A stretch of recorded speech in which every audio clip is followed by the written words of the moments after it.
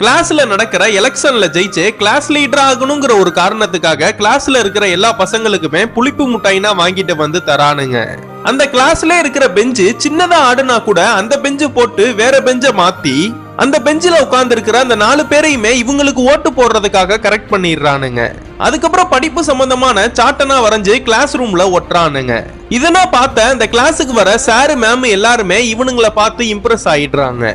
அந்த கிளாஸ்ல இருக்கிற ஒரு பொண்ணுக்கு கம்பளி பூச்சி கடிச்சிருது. இதெல்லாம் பார்த்த நல்லா படிக்கிற அந்த பையன் அவங்க சார் கிட்ட போய் சொல்றான், சார் இந்த கிளாஸ்ல நிறைய கம்பளி பூச்சியா இருக்கு, எங்களுக்கு உடனே இந்த கிளாஸ மாத்தி கொடுங்கன்னு இவனு கேக்குறான். ஆனா அதுக்கு அவங்க அதெல்லாம் முடியாது, நீங்க இந்த கிளாஸ்ல உட்காருன்னு சொல்லிடுறாங்க. இதெல்லாம் கேட்ட அந்த நல்லா படிக்கிற இந்த பையனும் கிளாஸ்க்குள்ள போகாம வெளியிலே நின்னுறான். இவனை பார்த்த மத்த ஸ்டூடெண்ட்ஸ் எல்லாருமே இவன் பின்னாடி வந்து நின்னுறாங்க. இந்த கிளாஸ மாத்தணுங்கிறதுக்காக இந்த கிளாஸ்ல இருக்கிற எல்லா பசங்களுமே வெளியில போய் நின்னனால ஒரு வழியா இந்த கிளாஸையே மாத்திடுறாங்க.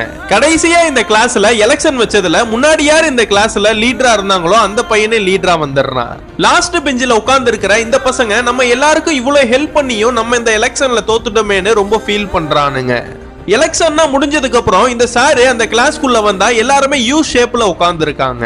படிக்கிற பசங்க முன்னாடி உட்காரணும், படிக்காத பசங்க பின்னாடி உட்காரணும்னு எந்தவித ஏற்றத்தாழ்வும் இல்லாம எல்லாருமே சரிக்கு சமமா ஈக்குவலா உட்கார்ந்து இருக்காங்க. இது எல்லாத்தையுமே ஸ்ரீகுட்டான்ங்கிற இந்த லாஸ்ட் பெஞ்சில உட்கார்ந்து இருக்கிற இந்த பையன் ஒரு ப்ராஜெக்ட்ல பண்ணிருப்பான். இது எல்லாத்தையுமே பார்த்த அந்த கிளாஸ் லீடருக்கு இவனை ரொம்ப பிடிச்சிருக்கும், அதனாலதான் இது மாதிரினா உட்கார வச்சிருக்கான். நீங்க ஸ்கூல் படிக்கும் போது இது மாதிரி யூ ஷேப்லனா நீங்க உட்கார்ந்து இருக்கீங்களான்னு கீழே கமெண்ட்ல சொல்லிட்டு போங்க.